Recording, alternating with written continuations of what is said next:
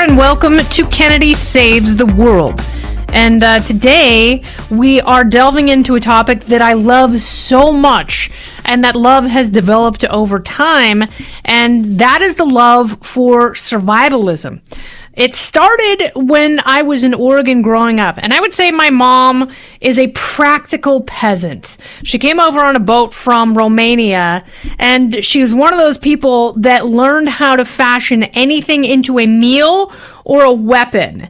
And she's also one of those people that had the Boy Scout mentality seared into her being from a very young age, probably growing up with a great deal of uncertainty. And she really imparted that upon me and my brothers. And, when you grow up doing things like fishing and skiing and you're exposed to the elements, you always want to protect yourself, and sometimes you don't have the means to do that. Now, fast forward to when I was 19 years old in Los Angeles and experienced the LA riots firsthand, I saw that very thin veneer of society crumble and come down so quickly as they went into my 7-Eleven, ripped the doors open, pulled the ATM out, pulled the two guys that I had seen every morning working, pulled them out, beat them up.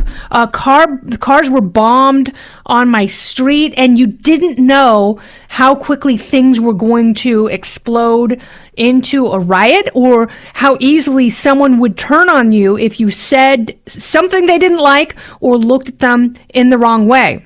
A couple of years after that, I was in the Northridge earthquake in 1994, staying with some friends, and they didn't have anything. And that's when I realized, if you don't have water, if you don't have power, if you smell gas, if the roads have crumbled and you can't really go anywhere, how do you take care of yourself? So now we are living through this pandemic. And so the first thing that people do is they start hoarding toilet paper. That was number one. So it was impossible. I don't know if you have found Clorox wipes at this point. I still can't find any. And I still have the urge every time I go into a grocery store to grab a 4-pack of toilet paper just in case. And I don't know how toilet paper became the new currency for this devolution, but it certainly has. But it's interesting to me because there are little comfort things that we need that may not be the best things to have. And we decided that Clorox wipes and toilet paper, especially when you combine that with riots that were taking place in the wake of George Floyd's death over the summer. And I saw that in New York City. I saw protests that turned into riots. And it's that same feeling of uncertainty and that feeling that you can't go anywhere to feel safe. And I had that same feeling. I don't know if it's PTSD, but witnessing riots and being in an earthquake, you have that same sense that everything around you is unstable. And how do we create stability and safety for ourselves without living in fear? And to me, that's what survivalism is all about. And I've always tried to sort of collect these tips over the years, whether it's, never go to work in uncomfortable shoes. Always go to work in shoes that you can walk 8 miles in. Make sure in your bag or on your person you always have a protein bar or something just in case you're stuck somewhere. And, when you travel, always have a vessel with water in it. And I'm sure there are so many more things that I don't know. And that's why I love this subject matter, because as we go from pandemics to riots to presidential uncertainty, and, seeing all of these places in different cities, all of these businesses boarded up in anticipation that people would try and create that instability themselves. How do you stay safe from that? So I have enlisted the help of Mykel Hawke. He is a survivalist, Army Special Forces badass who has made this his life's work.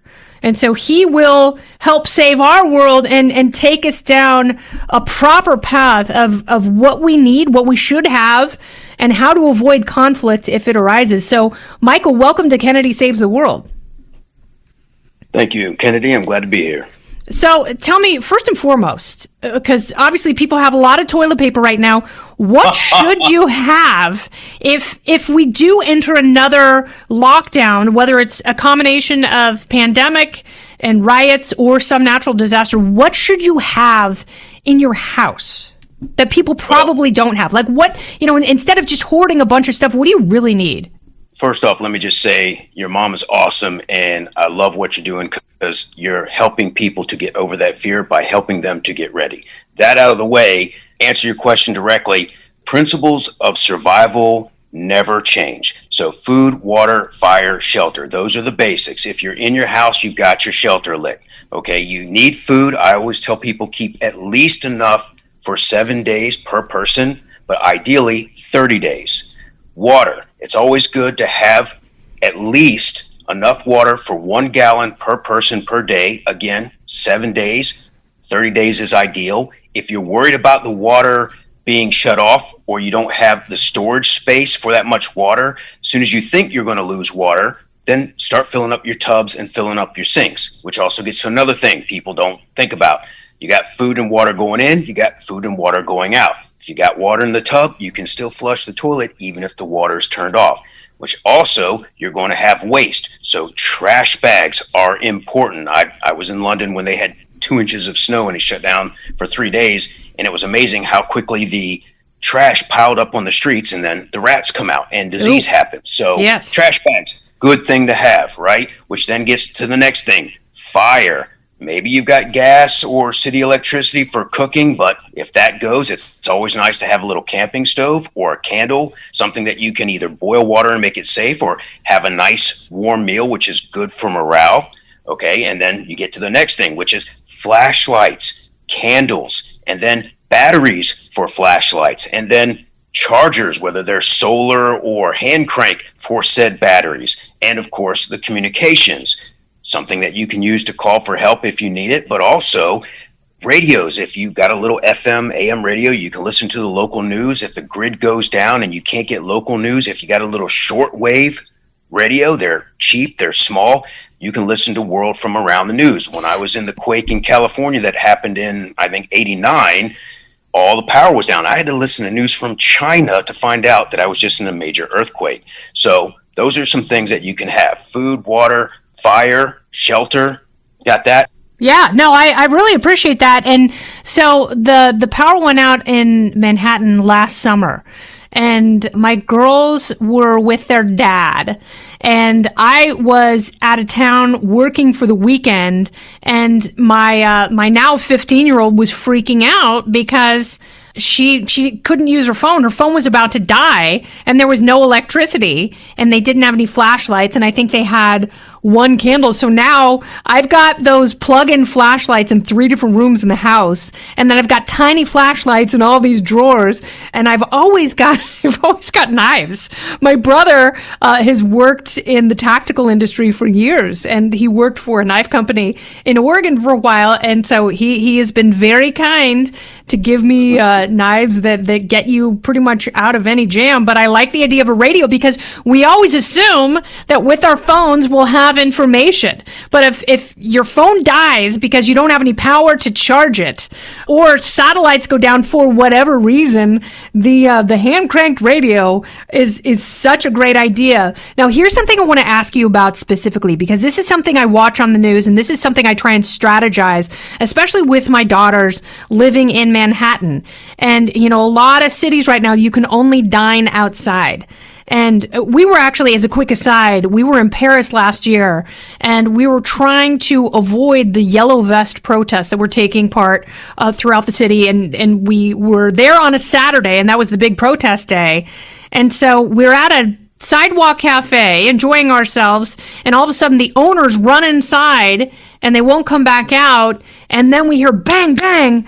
And all these people filled up the square where we were, And my youngest daughter goes, "Oh my God, my eyes are burning." And my niece is like, "My eyes are burning too." And so we were caught in a riot where police were deploying tear gas. And so we got a whiff of that, and chaos ensued, and people are running, and people are freaking out. And I'm telling my daughters, don't panic. Let's stay together. Don't panic, because I didn't want one of them to run off and not figure out how to get back to the group. But now we see in these outdoor cafes, we've seen it in a bunch of different cities like Washington, D.C., even in Portland, where a mob will surround outdoor diners and taunt them and sort of close in on them and scream at them. So what should you do when you're in that situation, Mykel Hawke, Special Forces survivalist? Okay, well, I've been in lots of riots and conflicts, and they're never fun. But let me hit 2 points that you brought up. Okay, first and foremost, you mentioned the tear gas. And I just want to say this for the people who haven't experienced it. Yeah, it does sting. It makes your eyes water. It makes you snot and drool and all that. But it doesn't kill you. It's not that bad. So the first thing to do is not freak out if you start to feel exposure to it. And then, of course, try to get down, get out of the wind, that sort of thing. Okay, that's one. Two. Biggest thing you can do in any of those situations is situational awareness. Know what's going on in the country, know what's going on in the city, be aware that, hey, we're at a flashpoint, things could pop. And as soon as you hear or see anything that doesn't feel right, look right, smell right, taste right, start looking for a way out. And I loved what you said about keeping your daughters calm, keeping them together, and not losing the contact. And that's one of the big things that you should always do, whoever you are, wherever you go. If you're not near Fort Living Room, have a plan. If we have a break in contact, where we're going to wait or where we're going to link up and how long we're going to wait there before we go to phase 3. So that's a really good plan. Keep everybody calm, keep them together. Then the biggest thing is, whatever you do, don't show fear, because that just somehow attracts bad guys. You just smell like prey to the predators. And also, don't show anger. If you show anger, then there's a lot of angry people, and they're looking to vent on anyone. And if you're showing that you're bowing up, looking for something, well, you've just given them a cause. Best thing you could do is be friendly, be kind, and look for the way to go sideways and just get out of it. Sometimes you can't, and all you can do is try to hunker down in the safest place that you can be and stay out of the fray. Yeah, and it's tough because, I've seen some of these crowds like taking food off of plates and yelling at old people. And I feel so bad for these people. But, we all say to ourselves, oh, man, if I were there, I'd really give it back to them.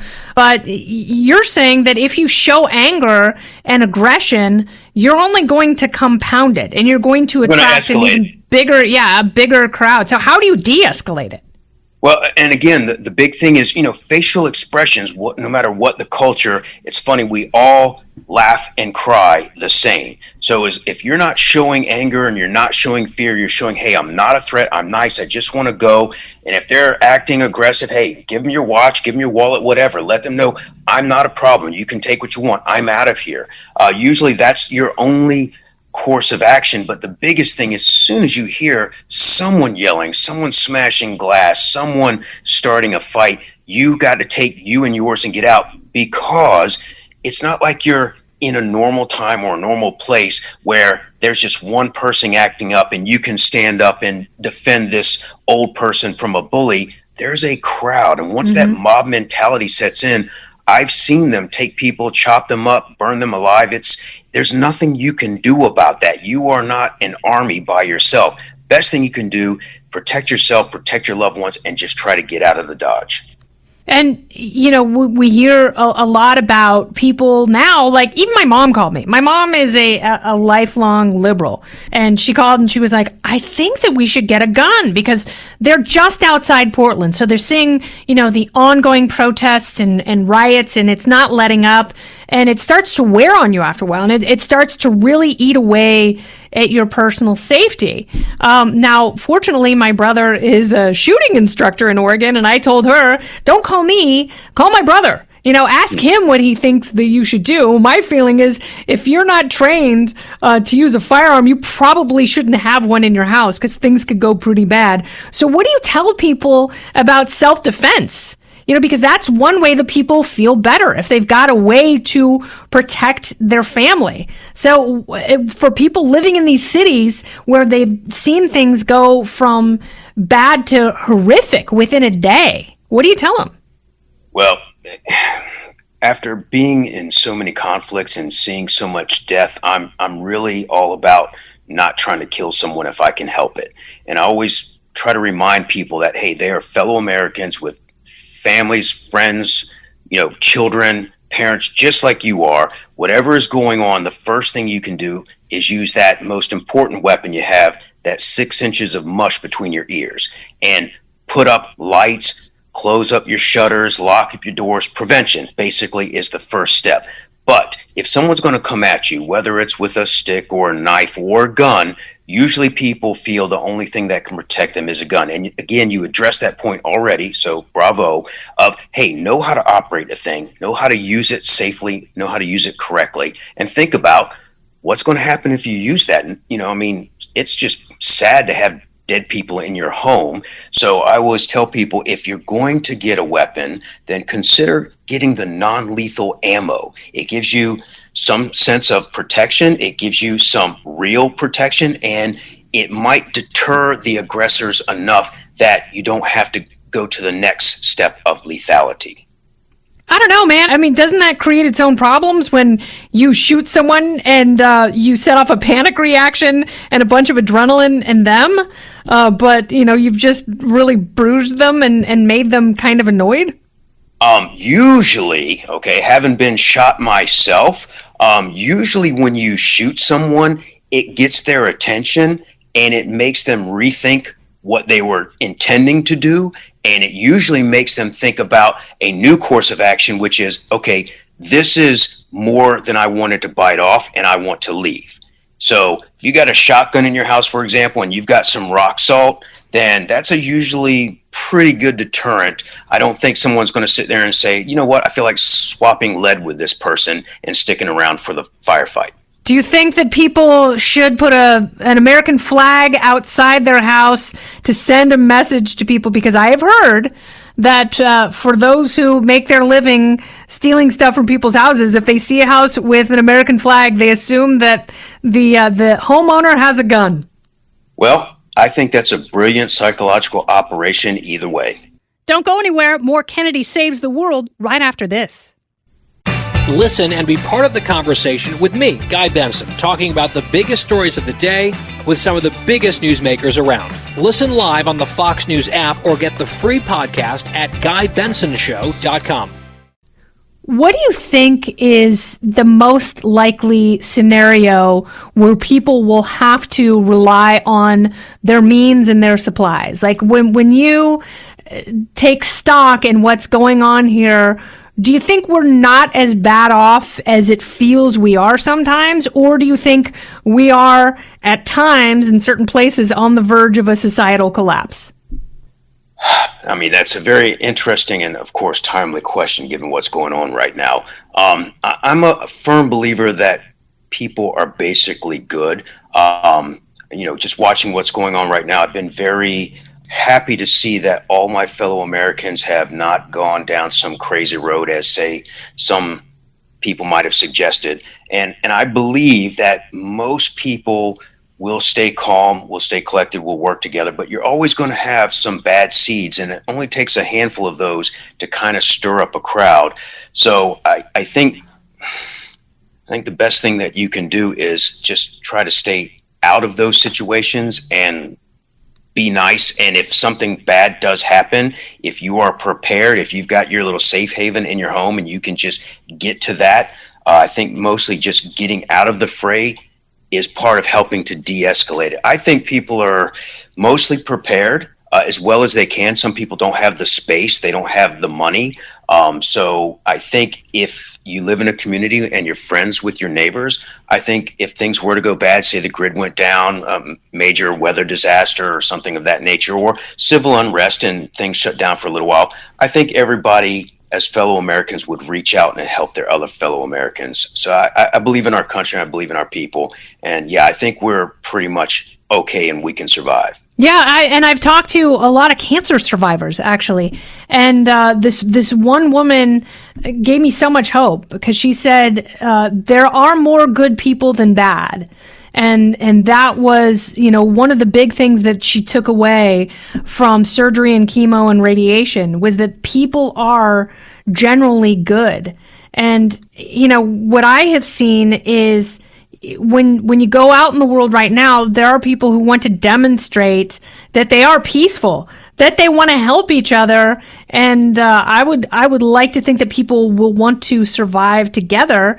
And also, you talk about where you live and making that a peaceful fortress. And I think that's what people have been doing during the pandemic. Whether it's getting candles or recovering a couch or something like that, making their personal space as pleasant and welcoming as it could possibly be. But, still, it's scary. Like, even in New York, when you kind of get a couple hours past nightfall, and that's when the lurkers come out. And, my two daughters, I'm always trying to tell them how to be safe, how to, that situational awareness that you're talking about, you have to develop that at a very young age when you live in a big city. And, we didn't have to have that growing up in the suburbs just outside of Portland. Like, we would ride our bikes until, it was 10 o'clock at night and then ride home exhausted. And our parents didn't worry. But every time my daughters go outside the house, I'm always trying to tell them what to do if something happens. And I tell them, if someone approaches you, find a cop, a firefighter, or a mom, and tell them that you're in trouble. And, they've memorized my cell phone number from a young age.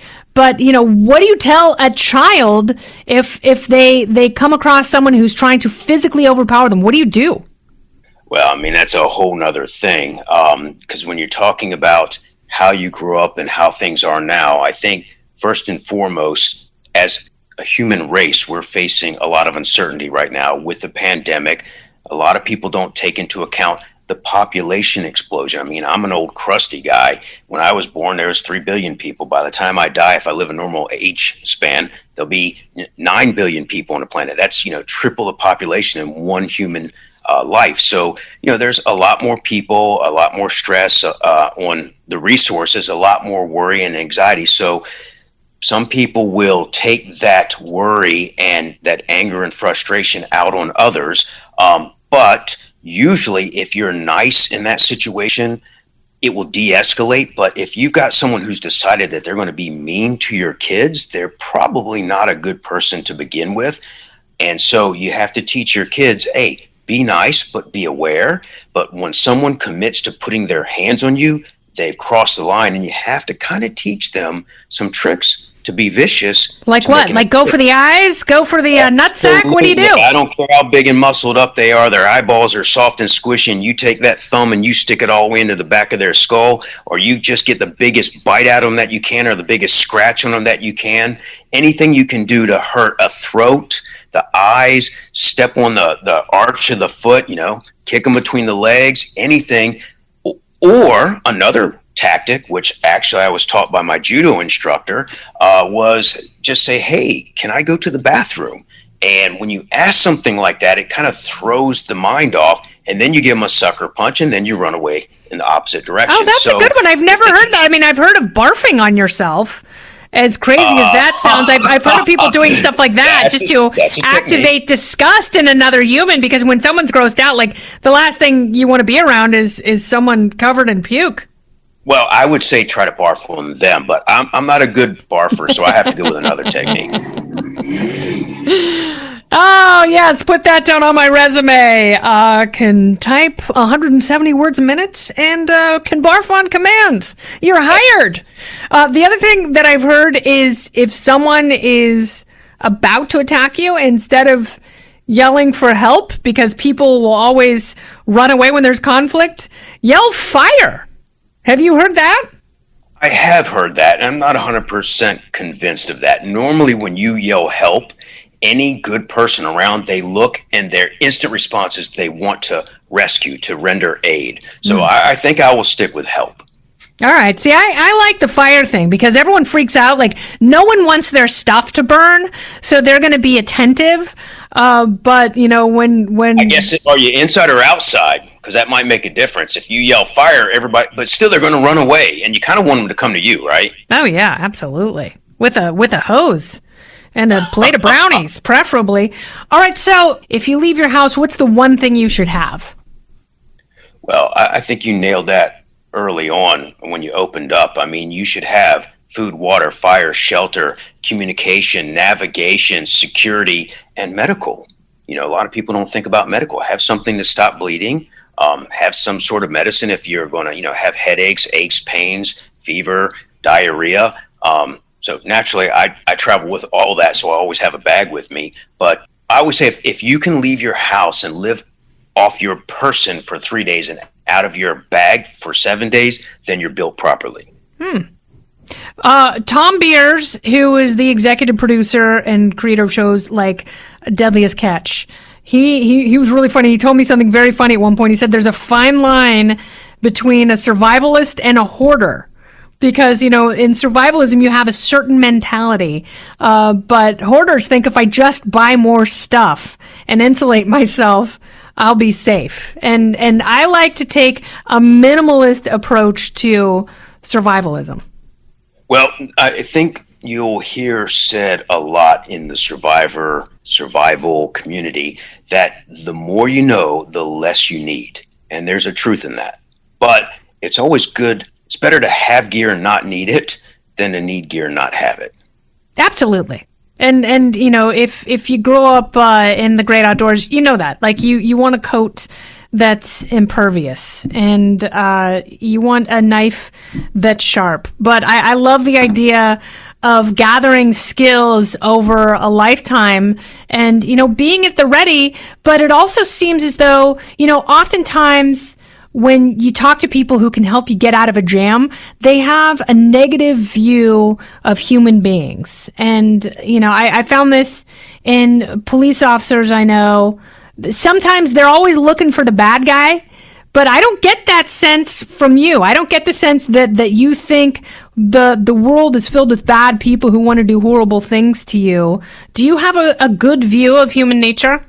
I do, in fact. I've worked a lot with soldiers and police officers, and in a way, the police officers have it a bit tougher than a soldier. I mean, we get ready to deploy, we got time to come back, decompress, and be with our families. They've got to, wake up in the morning, have breakfast with their munchkins, and then go out in the world and face bad guys, and then hopefully come back that night and see their munchkins again.